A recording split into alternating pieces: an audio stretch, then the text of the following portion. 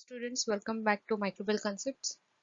Today we are going to discuss about some applications of microbiology in pharma industry. Okay, pharmaceutical industry. So let's start with that. So microbiology we know is study of microscopic organisms which we cannot see by our naked eyes. Okay, so we know that microbes are present everywhere in soil, water, air, etc. And some are useful while some are harmful. We know that in some of our food items also microbes are present, like in case of milk and curd, live microbes are present and they are beneficial to us. So likewise, there are many applications of microbes in pharma industry also. So let's study those briefly. So before moving to that, these are some videos which are related to food industry. Okay, some applications of microorganisms in food industry. So you can check these videos on my channel. And this is about pharmaceutical industry, and the content is taken from this particular reference article of role of microorganisms in pharmaceutical industry. Okay, you can get this on Google. Simply you search by this name and you will get this article. Okay, so microbes in pharmaceutical industry. The need to study these microorganisms, it started when scientists they discovered the association of microbes to specific diseases. Okay, then the roles of microbiology in the pharmaceutical industry, briefly I can list here, like advances in healthcare industry. Okay, if you see or if you study about diseases and all from the history, you will see that there were no such solutions to treat, even to treat simple diseases. Okay, so from that time to now there are many advances in healthcare industry, like great discoveries from say vaccines to many medical devices. Okay, so we know that our cells fight microbes that enter our body, and this is commonly exhibited by pus forming or pus formation and inflammation of wounds. Okay, so that is the simple signal. Okay, that there are microbes present and our body is fighting to keep them away. Okay, so that is the natural process we know. So macrophages they play an important role in immune system because they are capable of ingesting microbes that enter our body through open wounds. Okay, so a little bit about immunology. So all these uh, branches are interlinked. Okay, so here we are actually dealing with immunology, and we are using some uh, applications, or we are applying the microbiology here. Okay, so microbes could adapt and mutate rapidly. We know that nowadays we are dealing with very bad situation of treatment to bacterial infections because of increase in antimicrobial resistance. Okay, so we know that microbes they adapt and they mutate rapidly, which results to opportunistic infection or infectious diseases. Okay, so these are bad microbes, but there are some good microbes which help us in ways like the good bacteria, the lactobacillus, which functions in our digestive system. So this is related to the probiotics. Okay, so understanding the principle of microbiology and human cell mechanism, it allows pharmacists to discover antimicrobial drugs that would prevent an escalating number of communicable diseases. Okay, so that is how we use microbiology for treating some communicable diseases. Okay, not just communicable diseases, but actually for variety of diseases and illnesses. So pharmacists and microbiologists they work synergistically to ensure that drug therapies target the opportunistic microbes without harming its human host. Okay, so that is the main aim, okay, of pharma industries. So first application is a vaccine. It is a biological preparation that improves immunity to a particular disease, correct? So even in current situation of coronavirus, the vaccine is developed and it is used to improve immunity towards the particular infection, viral infection.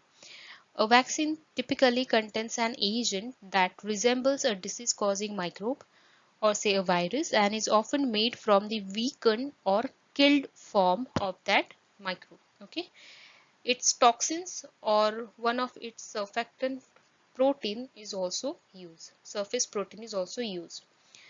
This agent it stimulates the body's immune system to recognize the agent as foreign and then destroy it and remember it. Okay, a memory is being created so that if again in further lifetime, if the same agent it gets into the host system, the immune system can work more easily.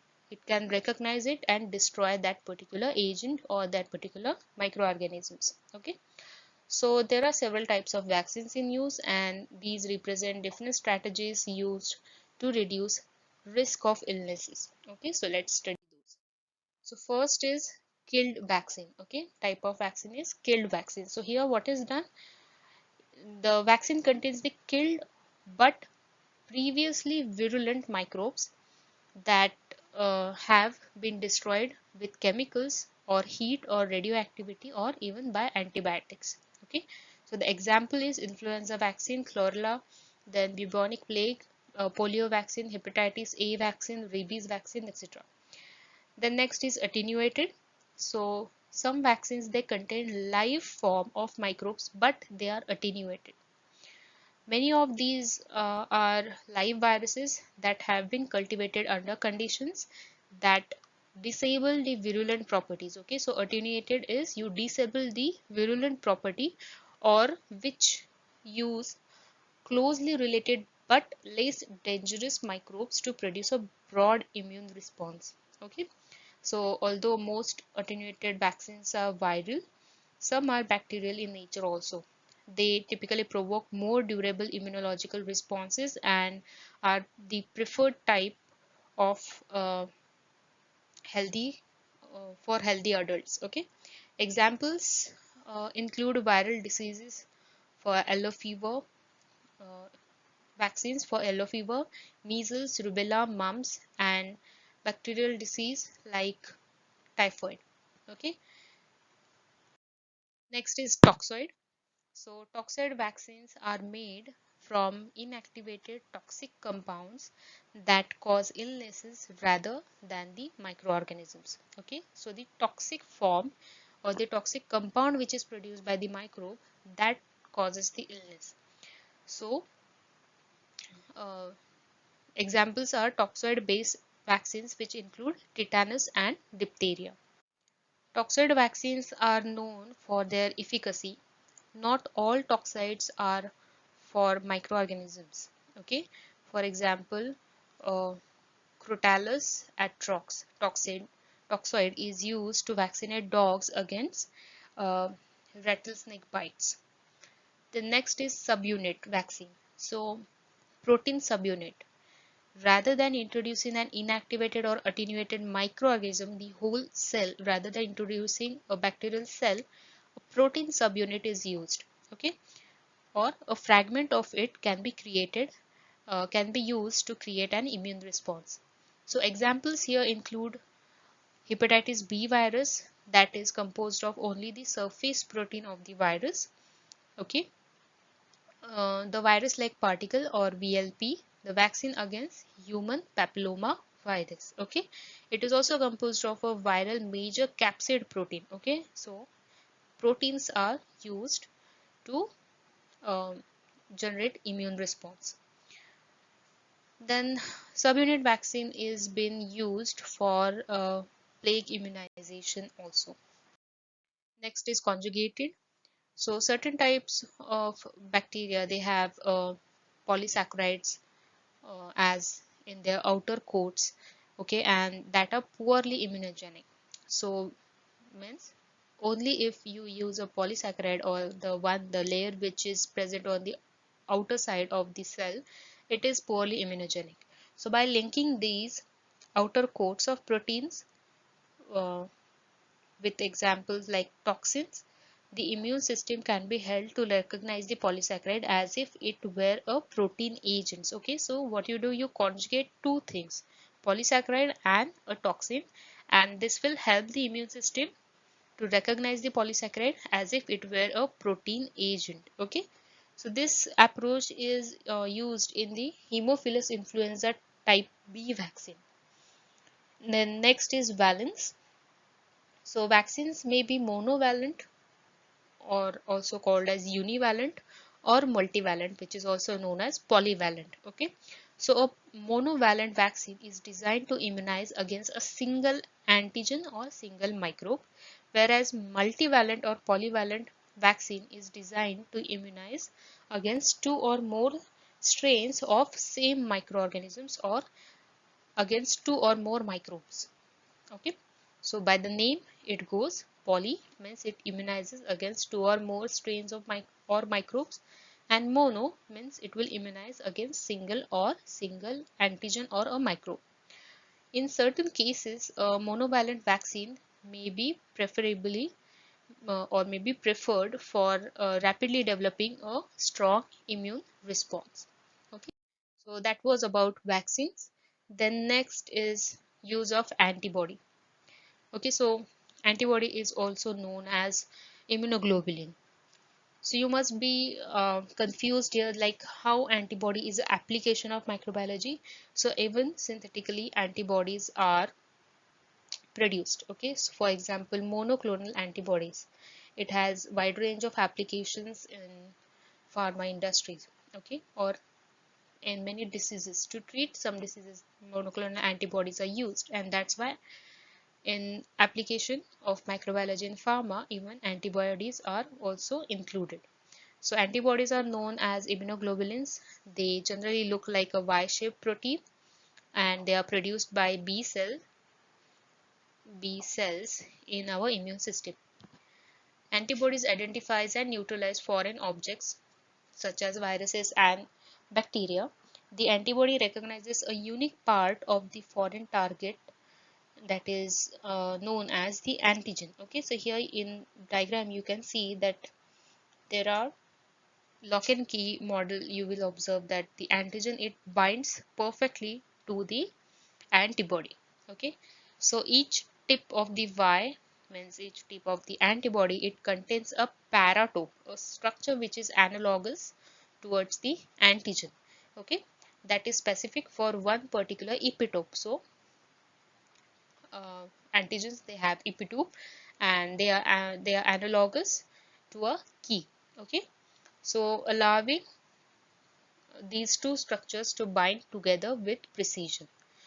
Using this binding mechanism, an antibody can tag a microbe or an infected cell for attack by other parts of the immune system. Okay, so this will send a signal for the further cascade of neutralizing that particular infected cell.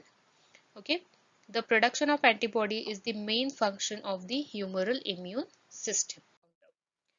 Okay, so I was talking about monoclonal antibody production. So this is the uh, way a monoclonal antibody is produced. Okay, so these are some steps which you can follow, like immunization of mice and isolation of splenocyte, then preparation of myeloma cells, then fusion, screening and picking, then functional characterization, scale up and wean, and then expansion. Okay, the next is antibacterial, or it is also known as antibiotic. Okay, so it is an agent that inhibits bacterial growth or it kills particular bacteria. The term is often used synonymously with the term antibiotics. Okay, today we have a broader range of antimicrobial compounds, including antifungal and other compounds, due to the knowledge of causative agents. Most of today's antibacterial chemicals, they are semi-synthetic modification of various natural compounds. Okay, so examples include like beta-lactam antibacterials or antibiotics, which include penicillins, and then cephalosporin, then carbapenems. Okay, so these are some examples of antibiotics.